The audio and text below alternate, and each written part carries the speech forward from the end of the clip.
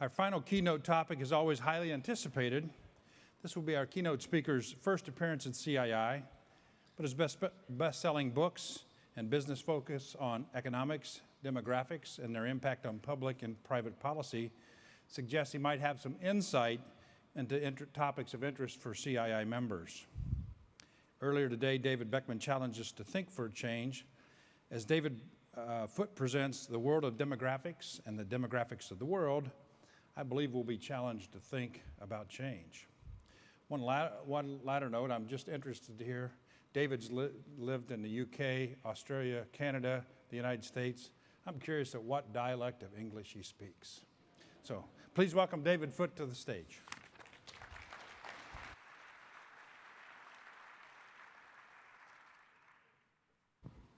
Well, thank you, Rex, and good afternoon to you all.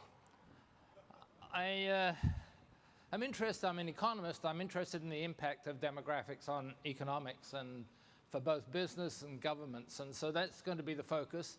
And today I'm going to take you, first of all, around your own country, then around the world, and ultimately come back and show you how I use it for my own research and hopefully relate it to some of the things that are of interest to you.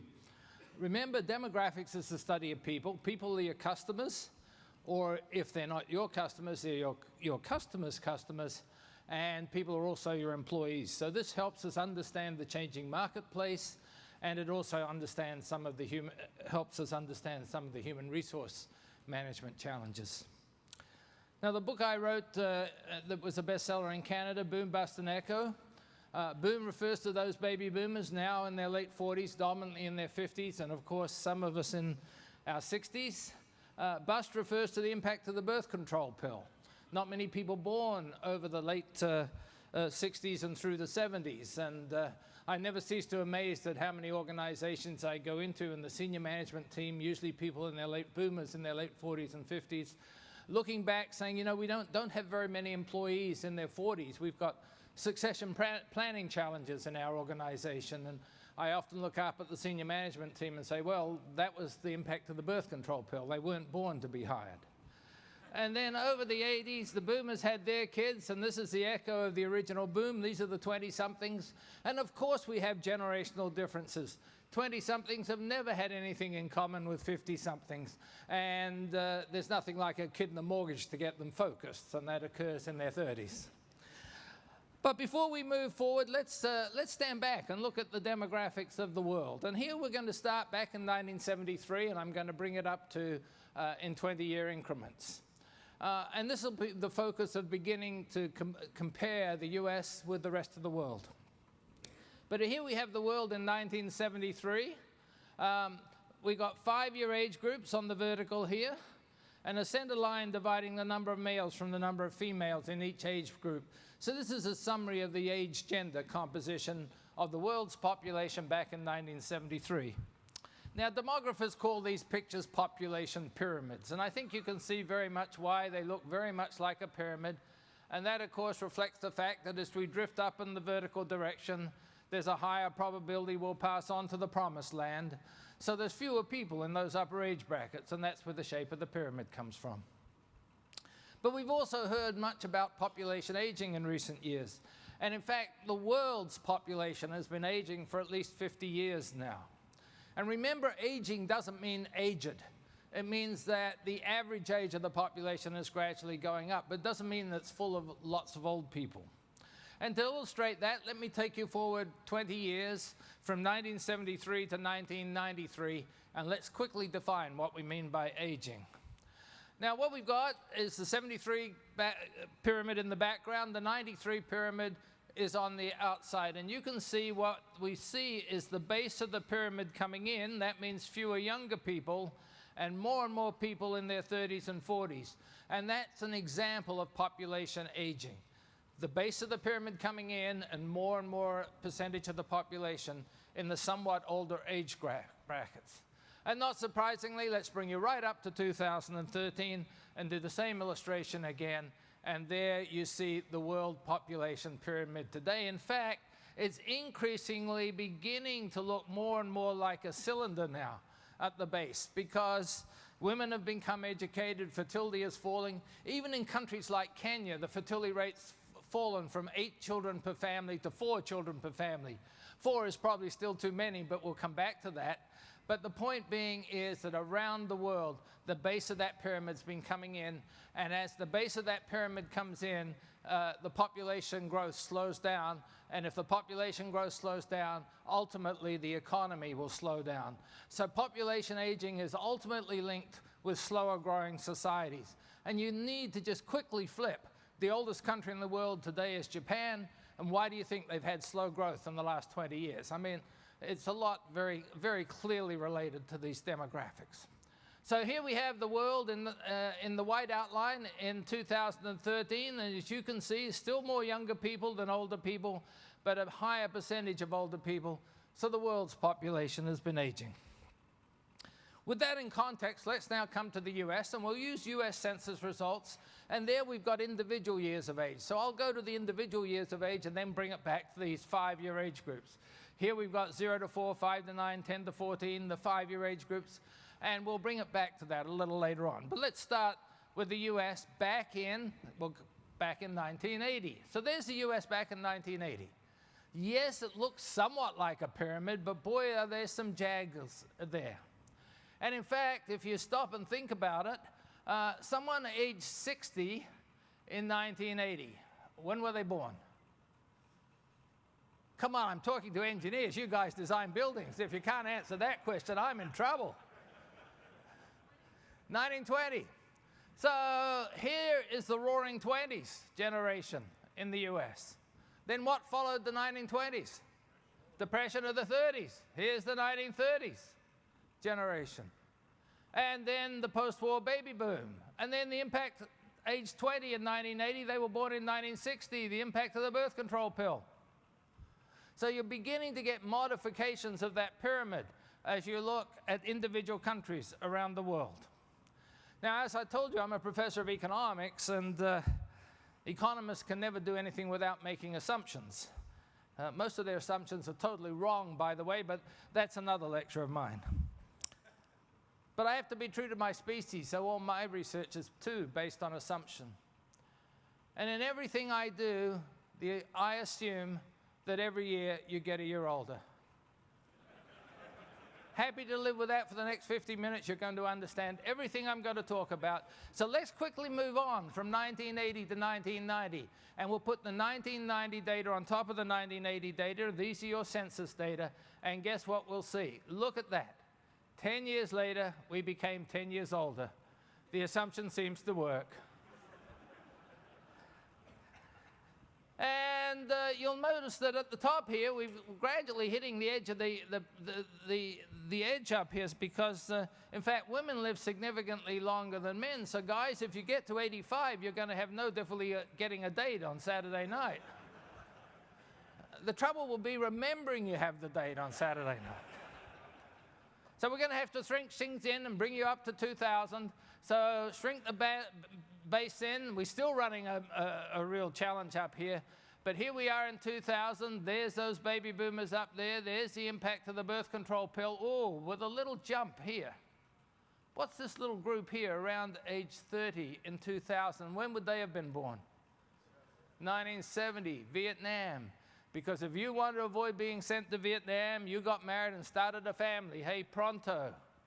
In fact, you may have even skipped the marriage, but the important thing was to get out there and have kids, because then your draft board may not send you to Vietnam. And then over the 80s, the boomers had their kids. These are the 20-somethings today, as they've moved up into, and the base of the pyramid has started down again, because this were the women who were having children, and there were fewer of them to have children. So you're beginning to get the idea of population momentum. If there's a big group, there'll probably be a subsequent big group. If there's a smaller group, there'll probably be a subsequent smaller group about 25 years later, because they'll reflect the parents of the group that you're seeing. So let's bring you up to 2010, make sure we've got all this together. And again, those boomers now in their 50s and 60s, the bus generation down here, the Vietnam guys now around 40, the echo of the boom down here, and the base of the pyramid coming back down a little bit underneath, because these were the parents. And this is what, of course, gives you some pause that you may not have enough workers in the future. Because if that base of that pyramid sneaks back under, that means there's fewer younger people coming into the workforce to be new workers as well as to be new consumers. But beginning now, if we put this back into, we're beginning to see what's happened to the US, very similar and earlier than what's happened to the world.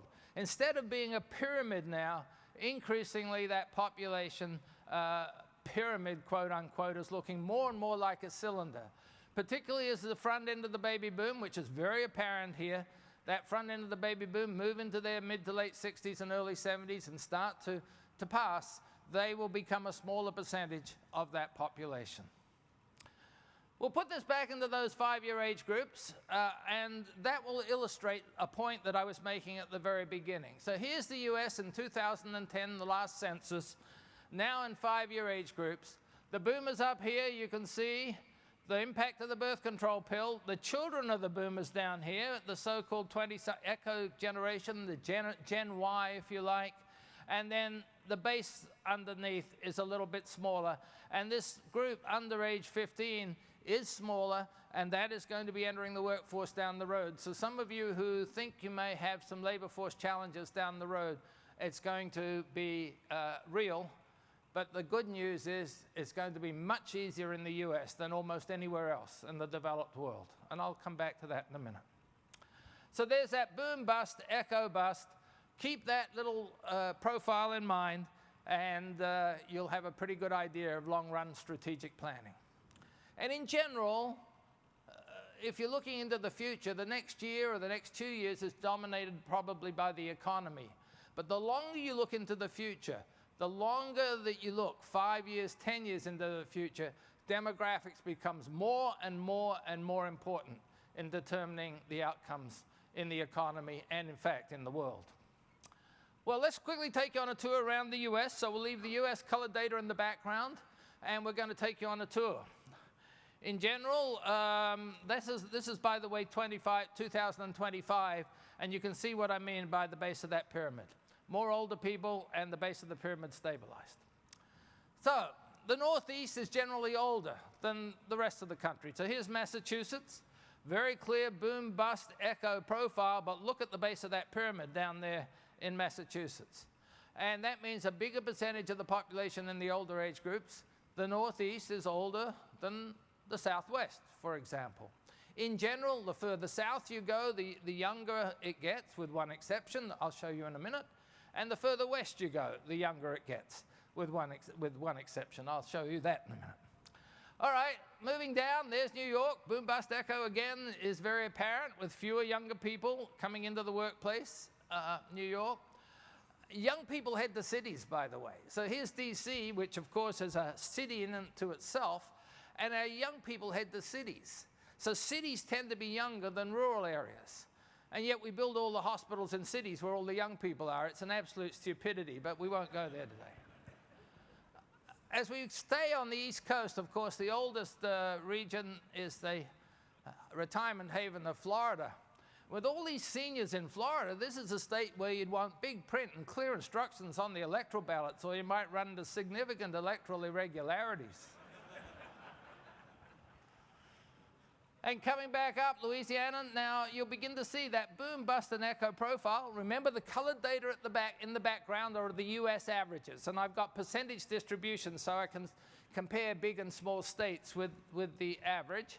And you can see that in Louisiana, a smaller percentage of the population over 60 and a bigger percentage under age 20. That won't be of any particular surprise to anyone in this room, I'm sure. But still, that boom, bust, echo, bust profile is playing out even in some of the younger states. Moving north to Indiana, here we are, and boom, bust, echo, but the base of the pyramid coming back in. By the way, when you see the base of the pyramid going like this, that means you're going to have smaller and smaller school enrollments. You may have to start beginning to think about closing schools. And remember, all these data, when we take them at a census, they include all the immigrants. they don't include the illegal immigrants. But even if we included the illegal immigrants, they're spread over all these age groups, they would hardly modify this graph at all. If you think there's over 300 million people in the US today, and even if 5% of the population was illegal, by the time you spread it over that, it's not going to change the picture substantially at all. And since we're in Indiana, I thought we'd take a quick look at where we're sitting right now. You can look at cities. There's Indianapolis, and here are all the young people that head into the city. And quite often, of course, that's also associated with academic institutions, people in their late teens, and particularly 20 to 24, this group here are coming to college and university, which may be situated in big cities. By the way, you can begin to see the echo of this group down here. So the people in their late 20s and early 30s are now beginning to have their children, and that's the way you begin to read. And so this tells you that preschool growth is going on here in Indianapolis, and they'll probably have to start opening schools again in the next 3 or 4 years. That has all sorts of implications for school construction, by the way. And so that's the link back to the conference, in case you're guessing where I'm going. North Dakota, our wonderful oil fields now. And I'll come back to oil again in a little while. It's an old province because it's in the north. Lots of seniors up there. But the young people are flooded into the jobs. So here you've got the young people in their late teens and 20s terrorizing these poor older people up. No, I didn't say that. But they are different means. And quickly, Texas is significantly younger, as you can see. And that's why a president from Texas could never understand how important healthcare was in Massachusetts.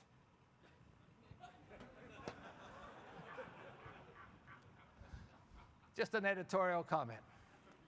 We have the same problem in Canada today. Our Prime Minister is from Alberta, which is the youngest province in Canada, and he cannot understand how important healthcare is in Nova Scotia on our east coast.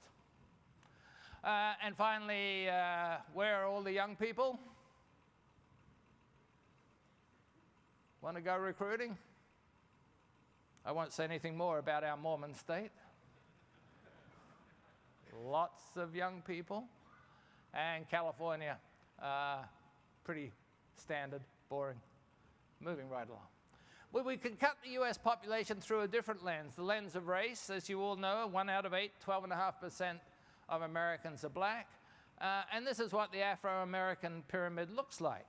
And as you can see, and again, probably no surprise to any of you, the African-American pyramid is significantly younger than the average American. But in fact, there's lots of 20 to 24-year-olds or 15 to 20 or 29-year-olds, but African-American women are getting educated and having a few fewer children. So their baby boom is now all over, but their baby boom is substantially lags behind the baby boom of the non-African-American population. But you may also know that in the 2000 census here in the US, the number of Hispanics passed the number of blacks. The 2010 census revealed 1 out of 7 Americans now of Latino origin, and this is the Latino pyramid. If you want to continue to do business in this country, now would be an awfully good time to make sure you have a Spanish-speaking capability inside your organization, particularly in your human resource departments. And that's a nice segue into going global. We'll go south to the first of the 3 NAFTA partners, and there is the population of Mexico, the US data in the background, Mexico, the white outline. As you can see, Mexico has significantly more young people. And Mexico has been reaping a huge benefit over the last decade. Over the last decade, this huge group of young people have been entering the workforce, and they're now pretty well educated. The last 20 years, people in Mexico are getting pretty good education, both male and female. As a result, the base of the pyramid is stabilized, and it's stabilized with a fertility rate right in a range that leads to significant growth. This is called the demographic dividend, where you've got a big pyramid. that get stabilized, and then those people enter the workforce and they're well educated. The country isn't old, so you don't have to tax them to look after the seniors, and the base of the pyramid is stabilized, so you're not having to increase taxes to look after the children, and you get this huge group of young people coming in and yielding a demographic dividend. Replacement fertility is two. Two parents having two kids replaces. And my research is suggesting to me you can go almost half a child above that and still have tremendous growth. If it's more than half a child above that, you're going to have trouble.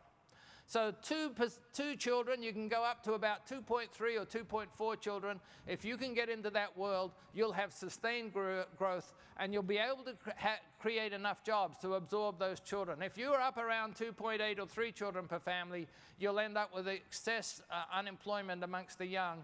And if that happens, that can destabilize your country, and I'll take you around the world and show you why we're seeing what we're seeing in the Middle East today, for example.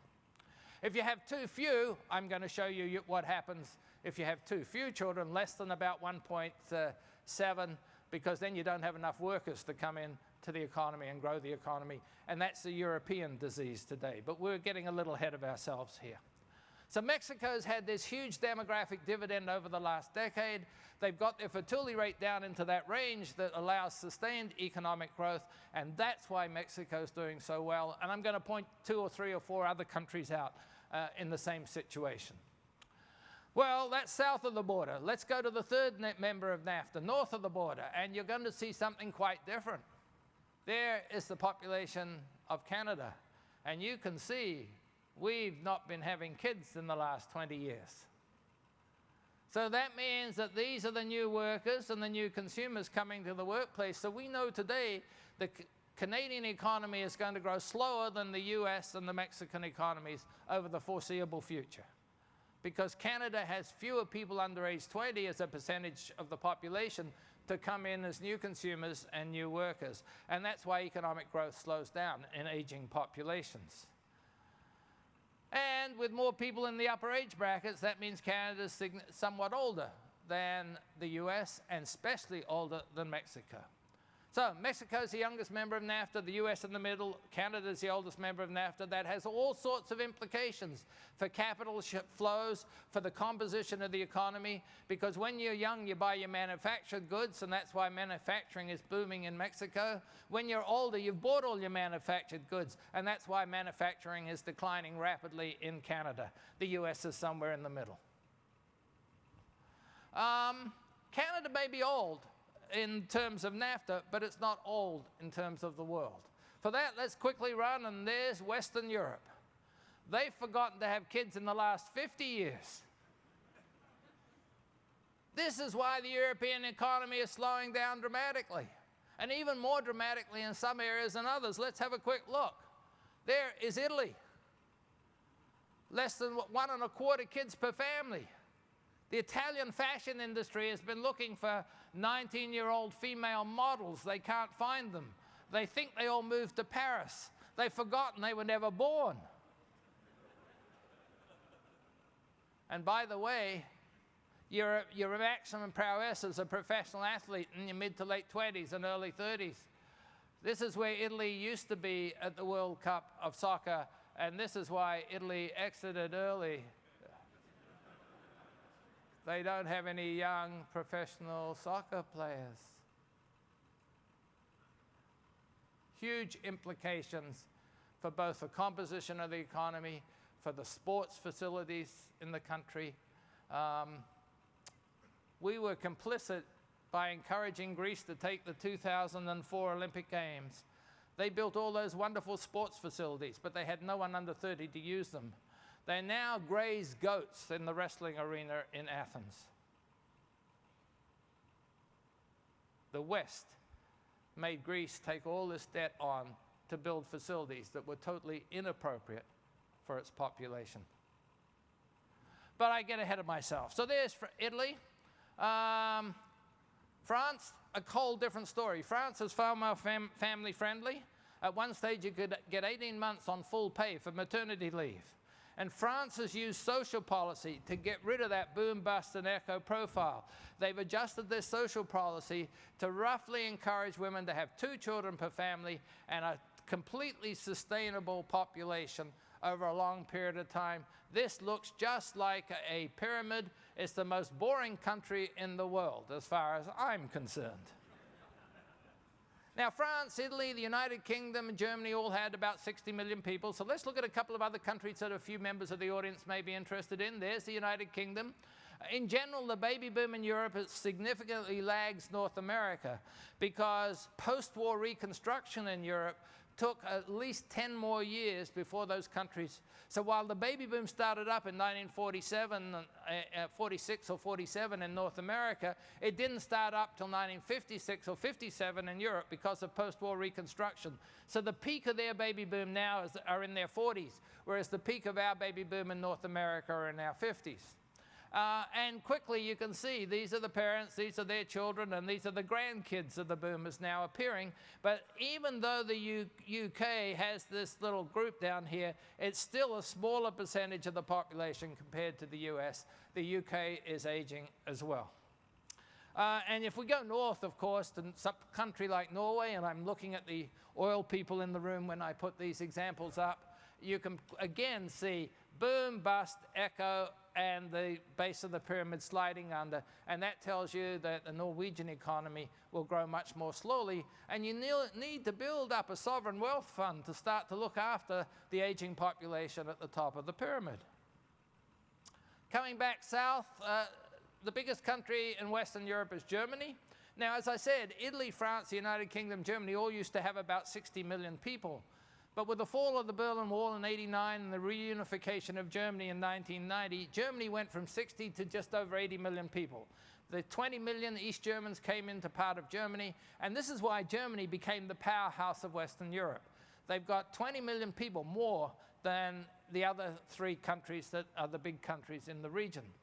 But, you know, here are the professional hockey players. I think Germany was very lucky to win this World Cup because this is the future for Germany coming down here. So remember, if you're betting on the next World Cup 4 years from now, it's Mexico, not Germany. Huh? All right. So Germany actually has actually stopped growing. Last year in Germany, there were more deaths than births. And they have very little immigration. In fact, if anything, it's negative now, sending the Turks back home. And so the German economy is actually shrinking. Now, this isn't unique to Germany. For the last 5 years, the Russian population has plummeted from 150 million to 143 million people. For the last 7 years, the Japanese population has been declining. These are 3 countries that are never coming back as global powers. Germany, Russia, and Japan are the powers of the past, not the powers of the future. In fact, there's another country with a toehold in Western Europe. Its population's been gradually growing. So as we look over the next decade, the German population is going to continue to decline from 82.5 million down to 82 and continue to decline. This other country is growing. They're now up to 75 million, slowly growing. And within 5 years, they pass Germany and become the biggest market in Western Europe. What country am I talking about? Turkey. Within 5 years, Turkey will have the biggest population in Western Europe. You do all understand your Islamic finance for roads and... right? And Turkey have gone through exactly what Mexico's going through. They've educated their population, including their women. They've had this huge growth of the 20-something workforce that are well educated, and because they've educated their women, the base of the pyramid stabilized. They're now around two people per family replacement, about the same fertility as the US now. So you've got this huge growth of the workforce that's well educated. They're not old, so you don't have to tax them for health care and aged programs, and the base of the pyramid has stopped growing, so you're not having to raise new taxes for education. This is the demographic dividend that countries like Mexico and Turkey are reaping. And just to take you a little tour into Eastern Europe, there's the whole of Eastern Europe. And yes, they have lots of unemployed workers in their 20s and early 30s, and this is what gives a lot of the impetus to what's been going on in the Ukraine, because if you don't have jobs for your young people, you're in trouble. But that problem will solve itself, because the introduction of capitalism to Eastern Europe brought lots of uncertainty, and they stopped having kids almost instantly. And this is true through Hungary, through all of Eastern Europe. So right now, they've got lots of young people in their 20s to work, and they haven't got jobs. But that problem will quickly solve itself as ever fewer numbers of young people come into the workforce over the next decade. And that's true of Russia. You can see it down here. And true of the Ukraine. You can see it down here. But these are all the people in their 20s who the society didn't deliver enough jobs to. So in some countries, it's much more important to be unproductive, to use much more workers than machines, because if you need to sop up those young workers and give them jobs, or social discord can take place, and that can wreck some of your production processes. And I'll come back to that again in a minute. There's Kazakhstan, for any of you who have interest in another oil-producing region. Keep your eyes on this country. Lots of young people now in their 20s, they're beginning to have their families. It'll depend on exactly what happens to their education to see what the future of this country will be like. So let's take you through the 6 largest countries in the world from a population perspective. China is the biggest country from a demographic perspective. And very much, again, boom, bust, echo. These are the children of this generation. They have their first child in their early to mid-20s. And then what's been happening in China in the last 20 years?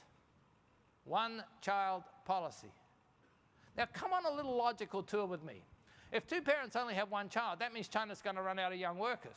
If China runs out of young workers, that means wages go up. If wages go up, that means China's not a low-cost competitor in the world. Did you just come on that logical tour with me? Why hasn't it happened?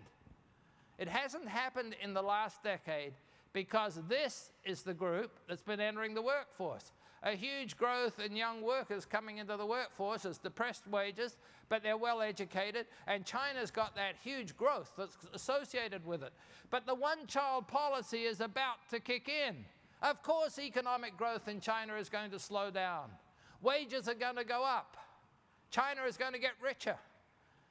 And the challenge for China is, are they going to get rich before they get old, or are they going to get old before they get rich?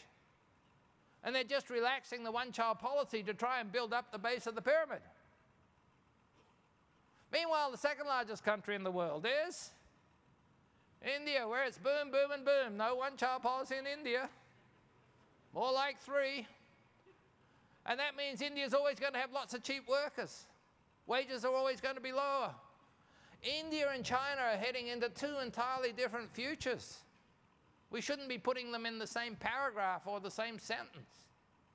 Demographics are entirely different. In fact, if you stop and think about it, the BRIC countries, Brazil, Russia, India, and China, and we've looked at 3 of them already, and we'll look at the 4th one in a minute, all have entirely different demographics with entirely different futures. 3rd largest country in the world, the US, 310 million people. The 4th largest country in the world, just been in the news recently, 250 million people. What country am I talking about? Indonesia. And they're getting their fertility rate under control. Still a little too high, as you've been in the news, because in fact they've just had democratic elections for the 2nd major time, and they're going to get a peaceful transfer of power, which is very considerable considering the literacy or lack of it in this country, and the fact that they've got a big young population that they're having to deal with and create jobs for. But watch out for Indonesia. A little high, fertility rate's a little high at the moment, but if they get that really under control, once again, you have the opportunity for significant economic growth. The 5th largest country, with almost 200 million people, is a country that I've just mentioned in passing, and this is another country like Turkey and Brazil that's had a huge demographic dividend. I refer, of course, to Brazil. Like Turkey and Mexico, have had a huge demographic dividend. All these young people, now well-educated, entering the workforce. Fertility rates certainly under control. And this country, watch out for Brazil down the road. Of course, there's other things that interfere. I say demographics is about 2/3 of everything. But of course, leadership and things like that also matter substantially. But if you've got demographics working for you, you're likely to get more positive outcomes than if you've got demographics working against you.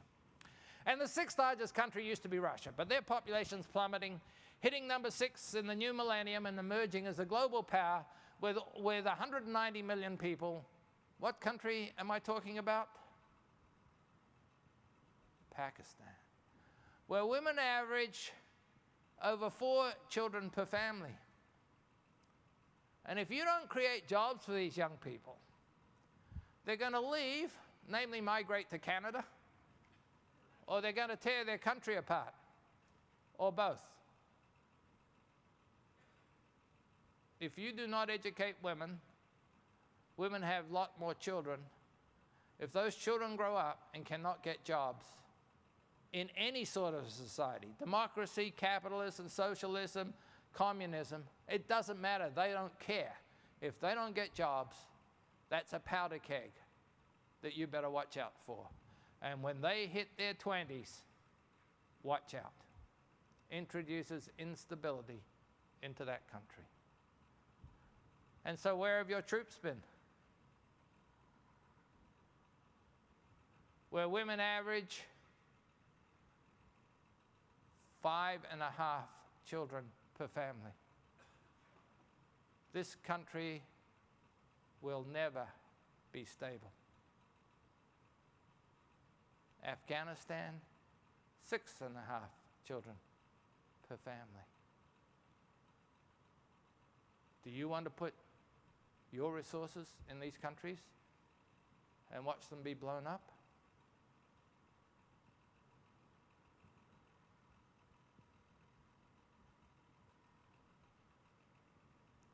This is the group that have protested in Egypt. In their 20s, a huge group of them that couldn't get jobs. But this is what's to come. Egypt would never be able to establish a well-functioning democracy with that sort of demographics. And I know I'm way out on a limb here, and I hope I'm doing what you were challenged to do before, get you to think. I don't want you to agree. I want you to think. Saudi Arabia's also got its challenges.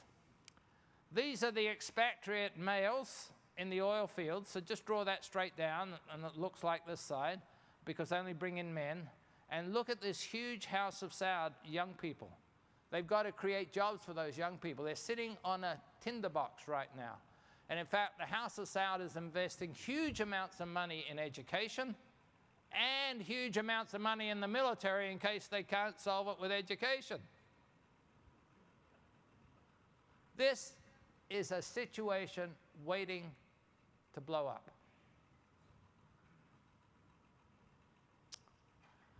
I'm going to go really out on a limb, and I know I'm in the US today, so I've got trouble.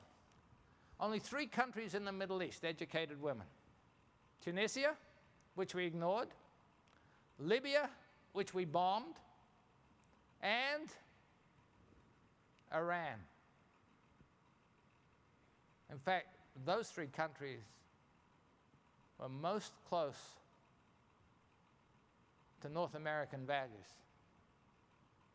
than the ones we've been supporting. The worst countries in the Middle East, Iraq, Afghanistan, Saudi Arabia, Yemen, and yet they're the ones that we chose to be our partners.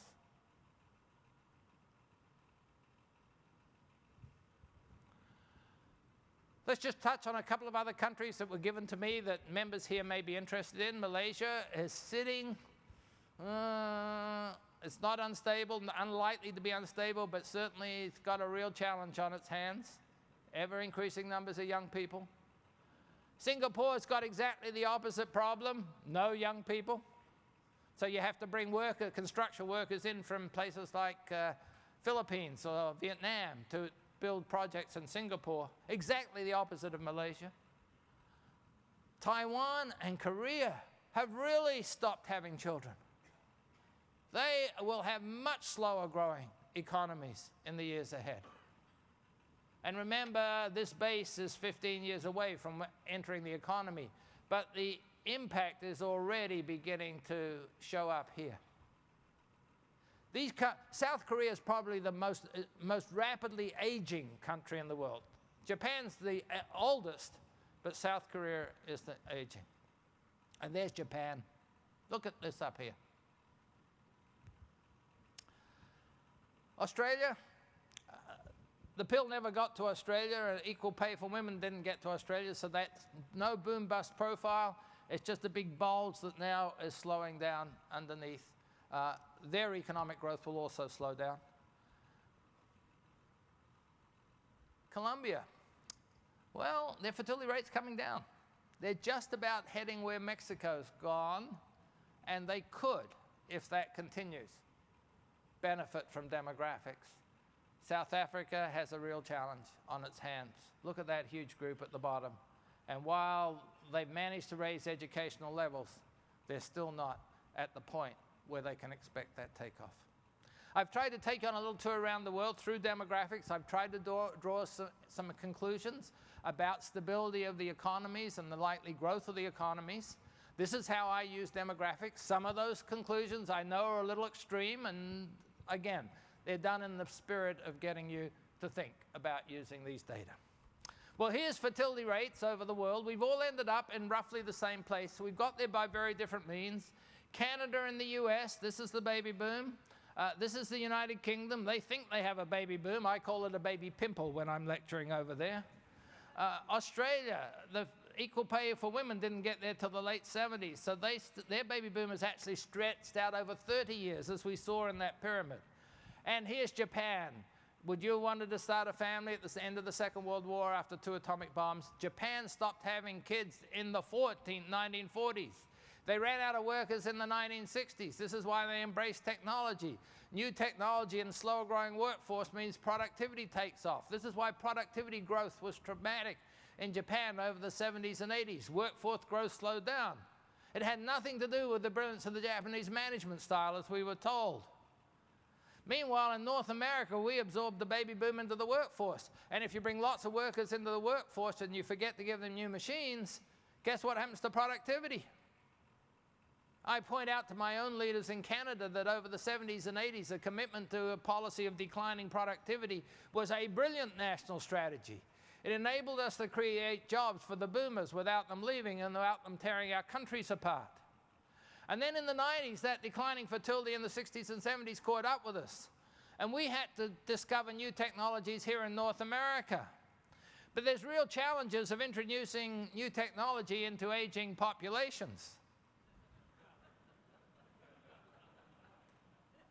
The young have always been the champions of new technology. When I was in my 20s doing my PhD here in the US, I was to the very frontier of new technology. I was a brilliant Fortran programmer using computer cards. Oh, a couple of people know what I'm talking about. I didn't lose those skills. They became obsolete, right?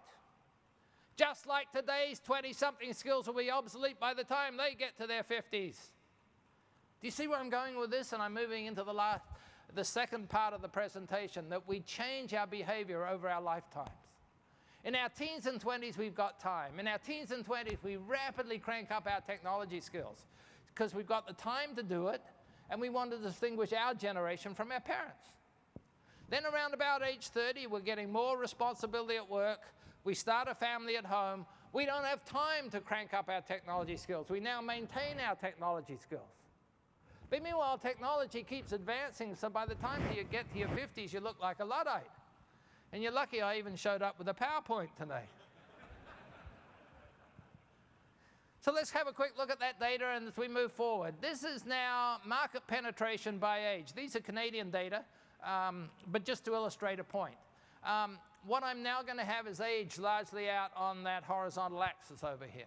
And as we can see, from the beginning of the new internet era, in the mid to late 90s, everyone was making more use of the latest technology. Even the seniors. But it's always easy to get rapid growth when you divide by a number that's close to 0. Now, this makes it look like the 45-year-olds are using the internet the best of anyone. These are very broad data categories. And of course, we've got to look at how the data were collected. They were collected on a household basis. Nothing to do with the 45-year-olds using the internet. It's all the 15-year-old kids in their household using the internet. So you have to start to look at how the surveys collect the data. And immediately we had to abandon this data encounter and go to an individual data. And guess what it shows? Under age 50, this is your average lifetime use. But in fact, under age 50, you're going to use the internet. Over age 50, you're probably not going to be as important to you. And our wonderful governments are going to put all the programs and all the healthcare information for seniors on the web. Basically, if you're dealing with younger employees, you use technology. If you're dealing with older employees or older clients, you make sure you've got some alternative to the technology. And you think that's just Canadians? Well, there's the American data. There's the British data. There's the Australian data. When you go around the world, people are people. And it's amazing how similar they act. And how do they use the internet? Just to show you this, in the younger ages, travel services at the bottom, banking here, social networking up here. By the time you get to the older ages, it's exactly reversed. And if you think that's unique to the US, there's the Canadian data, exactly reversed. There's the British data, exactly reversed. There's the Australian, well, no, the Australian data look the same too. And of course, it's the young who are more likely to be texting and web browsing and all the rest of it. So keep this in mind. But I'm going to start to use the reason that we're aging is we've got lower fertility. We do different things at different stages of our lives. So how many people out there are at different stages of their lives will affect the state of the economy, who buys what. The other reason we're aging, of course, is life expectancy is going up. And back in our 20s and 30s, if we were born male, we could expect to live roughly till age 58, and female about age 60. And of course, it was back in this era when we introduced the retirement age of 65, when we didn't expect anyone to make it. We introduced the retirement age of 65 when average life expectancy was around 59. And we left the retirement age at 65. Today in the US, the average male can expect to live till he's about 76, the average female till she's about 80. Women live on average about 4 years longer than men. Now the average female marries a guy 2 years older than her. Or the average man marries a woman 2 years younger than him. So that means the average North American woman can anticipate 4 plus 2, 6 years of widowhood at the end of her life. Now this isn't all bad, I've been told. Very careful to point out to my students, remember this means that grandma is going to outlive grandpa, so grandmother is going to inherit the family fortune, so be awfully nice to your grandmothers. Forget about grandpa, he'll be long gone. All sorts of implications for the financial sector as more and more wealth in North America gets concentrated in elderly women's hands, and women invest very differently, and might I add, much more successfully than men. This is true at age 65, the average life expectancy is going up, and so the average North American now can have, this is Canadian data, can have about another 20 years to live. 15 years of it will probably be in healthy retirement.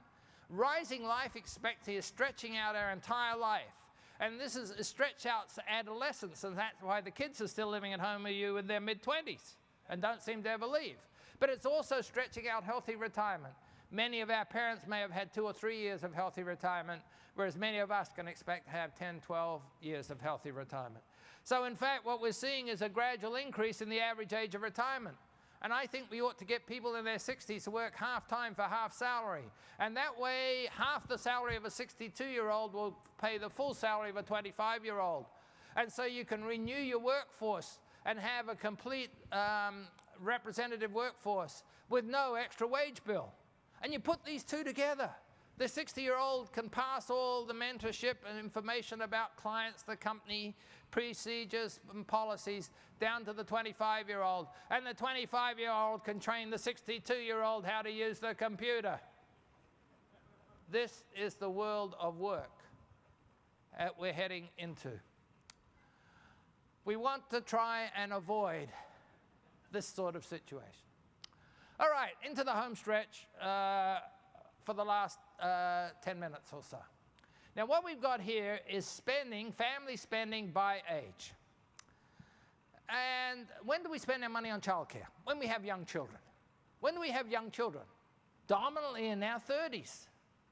And then those kids grow up and move on, and we have to grow up and move on to our 40s, when we find ourselves spending our money on pet care.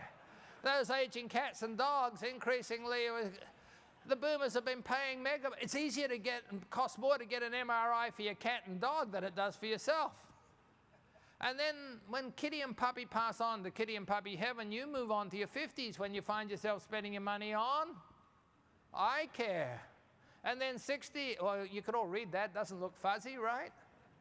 And then your 60s, it's pharmacare.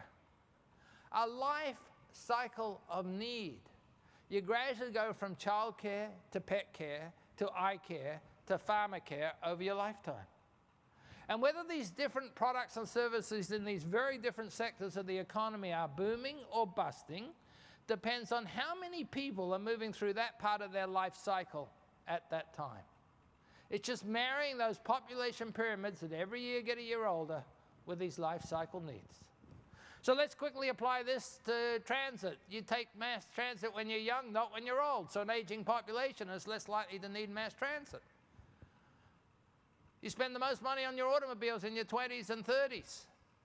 But out here, of course, you're much more likely to buy a luxury automobile. Here, you'll buy a cheap automobile. But with an aging population going down here, why the hell did we bail out the auto industry? Oh, I didn't say that. This has implications for the demand for driving and roads. Peak driving is in your early to mid-40s. Most of the baby boomers now in their 50s, that means the automobile demand gradually comes down to replacement demand, and the demand for new roads slows down. Here's what the boomers are all buying up in Canada and probably to some degree here. Now, these are very environmentally conscious people who take recycling boxes to the end of their driveways in these vehicles. And then when you get older, you let someone else do the driving. You go on a package travel tour, right? Toys in your 20s and 30s. And then, guess what? Tuition in your 40s and 50s, shared with your kids, right? You rent when you're young. And then you pay back your mortgages in your 30s and 40s. So when the boomers are all young, they're borrowing money. They're borrowing money for their education. They're borrowing money to set up houses. Now, if you have lots of people demanding something, what happens to the price? Goes up. What do we call the price of money? Interest rates. Why do you think we had high interest rates in the 70s and 80s when the boomers were all borrowing? And now they're all saving. So what do you think's happened to interest rates? And then you get to your 50s, you either inherit or buy a vacation property. Noise and action in your 20s downtown in the city, out to the suburbs to raise your kids in your 30s, 40s, and early 50s, and then more peace and quiet in your 60s and 70s. This has all sorts of implication for the residential sector. But you're not in the residential sector, so I dug up a couple of non-residential. This is non-residential construction as a percentage of total construction. Back, of course, in the early 2000s, the residential sector was booming, and of course, around 2007, 2008, that crashed, and so the non-residential became a bigger percentage of construction. And in fact, non-residential has been pretty flat in constant dollars since the 70s. But as a percentage of the economy, it's actually been going down a little. And if you look at where it's being, and this is the public sector, had a little bulge, and the private, and now coming back down. So a lot of the increase was that spending after the crash to get the economy going. But the big growth, of course, is in the power sector. Look at this. And of course, there's a highway and street pretty down. The schools are stagnating, a bit down. And of course, the result of commercials come down, and so has office building come down in the non-residential sector. Basically, the slowing of the economy is no surprise. The low interest rates have not stimulated the economy. They stimulate the economy when societies are young because young people borrow. They do not stimulate economies as increasingly characterized by older people.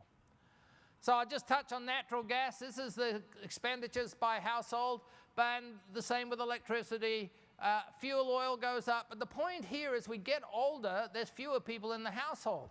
So when you control for the number of people in the household, what do you find? And this is for our energy people in the conference. The consumption of the expenditures for natural gas just keep going up. As we get older, we turn up the air conditioner longer in the summer, we leave the heater on longer in the winter, and so the demand for energy as we get older for heating in the house and air conditioning in the house goes up and up and up.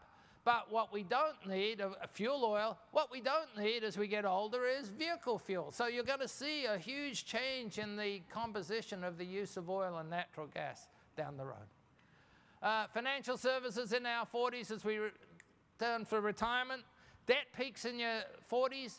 And here's the front end of the boomers. The boomers are actually in great shape. They've got much more money invested. We hear all about liabilities. We never hear about the value of assets. Net worth keeps rising right into your 80s. Comes down a little bit, of course, because of healthcare.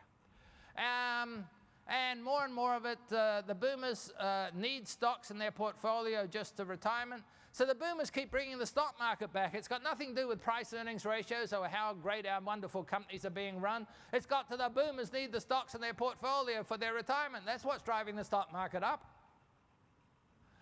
And charitable, you give more to charity the older you get. So when you're young, you volunteer, but don't have any money. When you're older, you give money and don't volunteer. Has huge impacts on the non-profit sector. Casinos. The boomers got to their 40s, discovered the casino. They're now the entertainment complex for the aging boomers. They're recycling all the old rock groups to sing to the boomers at the casino. And it doesn't matter what the quality of the music is because the hearing's gradually going anyway. And the online gaming services are the young, not the old. Remember, link that back to the survey that I did before. Fast food when you're young and a little bit before retirement, but full service food as you get older. And what are you going to order at the restaurant? Fruit and vegetables. Fish. Beef in your 20s, chicken in your 30s and 40s, fish in your 50s and 60s, and soup in your 70s and 80s. All right, I can plan your entire menu. When you're young, you spend money on alcohol, and then you've got to raise the kids and pay off the mortgage. And then the kids leave home, you get your last kick at the can. And when you're young, it's beer. And then all of a sudden, the boomers discovered wine, took the whole wine industry up market. And then you get to the end of your life, what the hell?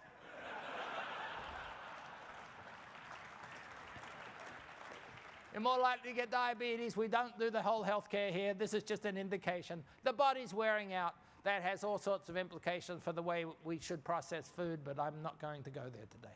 Let's wrap up with leisure and recreation. More money spent on birdseed today than tickets to all professional sports.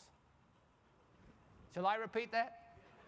More money spent on birdseed than tickets to all professional sports. 90 million bird feeders now. In the US, you get to your mid-40s, you put up a bird feeder, and all of a sudden you're spending $1,000 a year feeding squirrels. The older you are, the more likely to garden, and the more frequently you garden. The older you are, the less likely you are to play tennis. The only sport that wins in an aging population is golf, and that's because you're more likely to have arthritis, but you play more rounds of golf in retirement. So as you look into the future's not in volleyball or hockey or backpacking, it's in walking. Best exercise you can do over age 50 is walk, golf, sailing. More sports losers generally in an aging population. And I love this, you Americans, 8 and 9 hunting. Now this has nothing to, these are the fast growing activities. It has really nothing to do with hunting. It's aging male bonding. These guys over 50 now, their knees and ankles are totally shot. They can't bond with their buddies on the baseball diamond or the basketball court. So it's off to the hunting camp with their buddies, their bottle of Seagrams, their telephoto lens. Nothing to do with hunting. It's aging male bonding. And you don't have to worry about the animals. Their eyesight's totally shot. They're not going to hit anything anyway.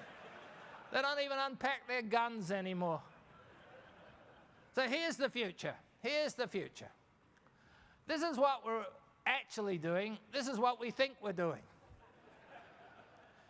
As life expectancy going up, it's gradually separating out the effects of physical from emotional.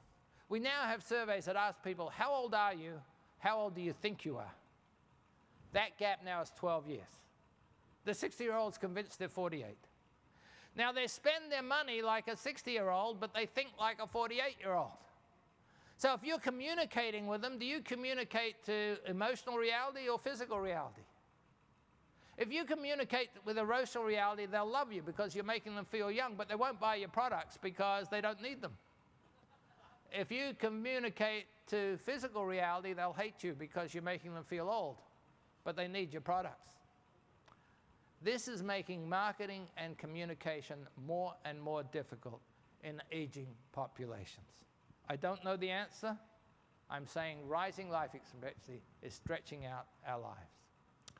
Well, I'm at the limit of my time here. I thought I'd finish with a quick bit of advice. Then we can take 1 and 2 questions, and obviously I'll be at the back of the room afterwards. Here's the word of advice. Be nice to your kids. They may choose your nursing home. Thank you very much.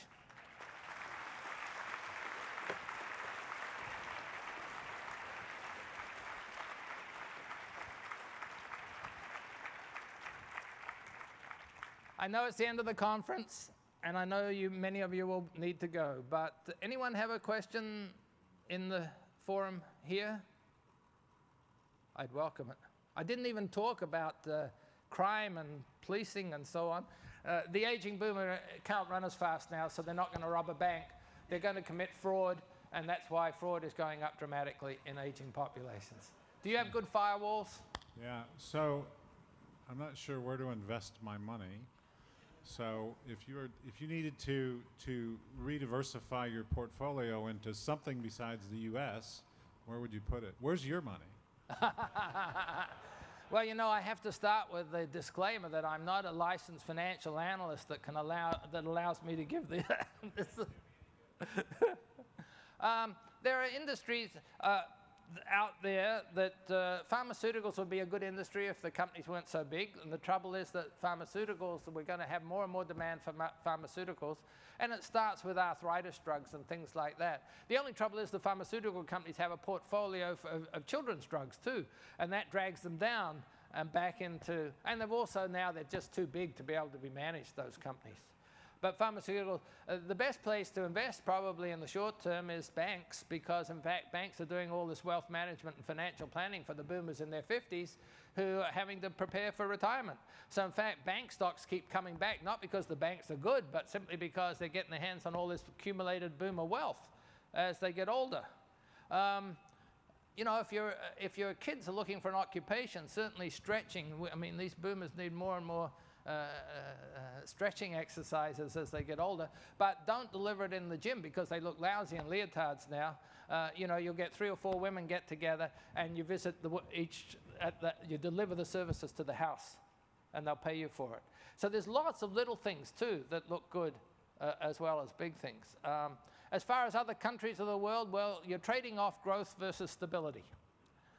Brazil is a good country, but are they going to run into a little bit of stability problems?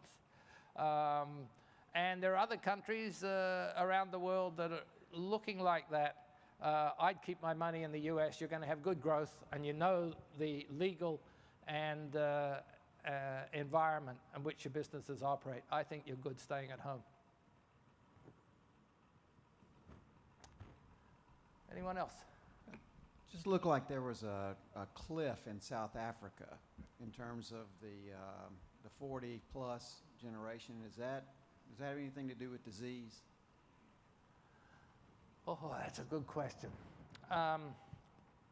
Africa is very complicated. I just snuck by it fairly fast.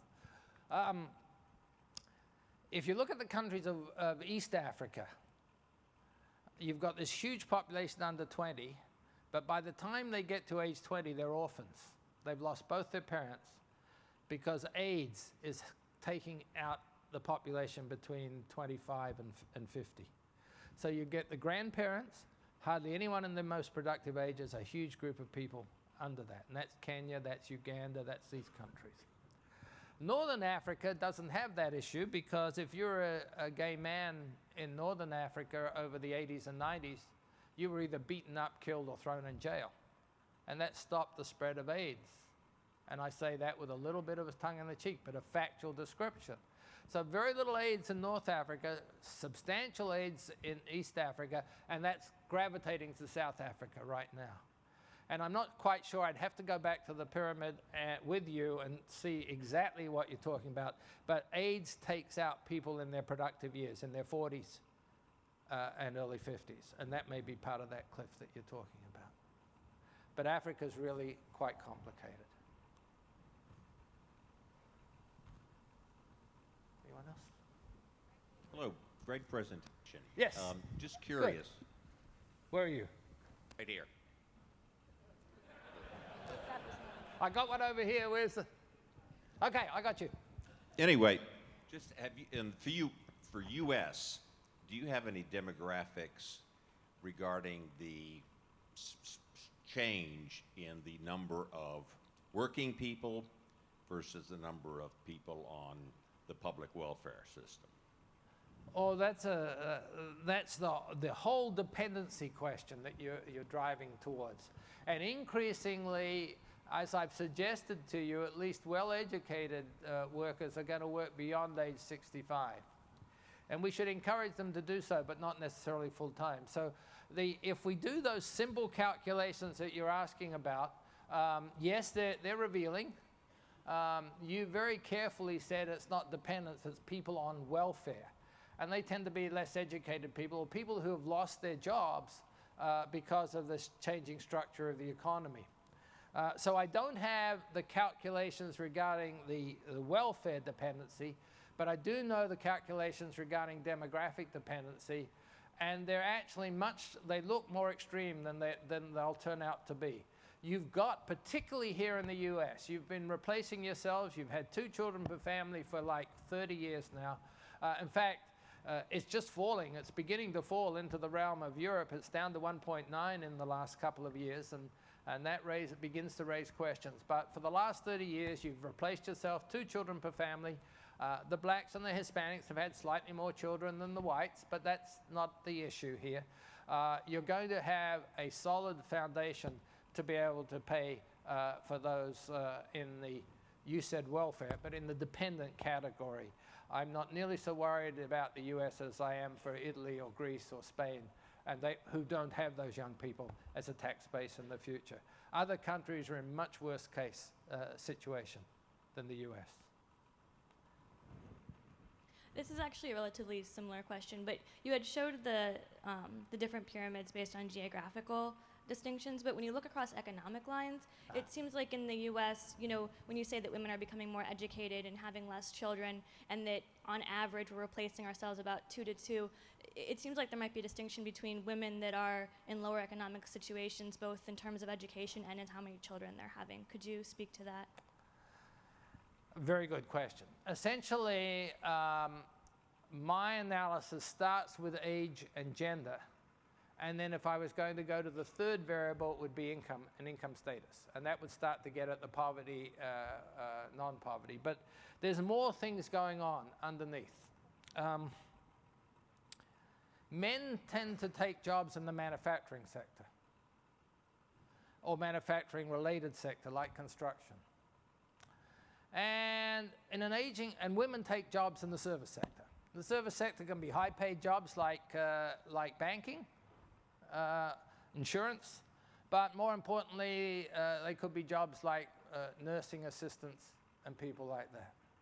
And with aging societies, what you see is much slower growing manufacturing and faster growing service sector.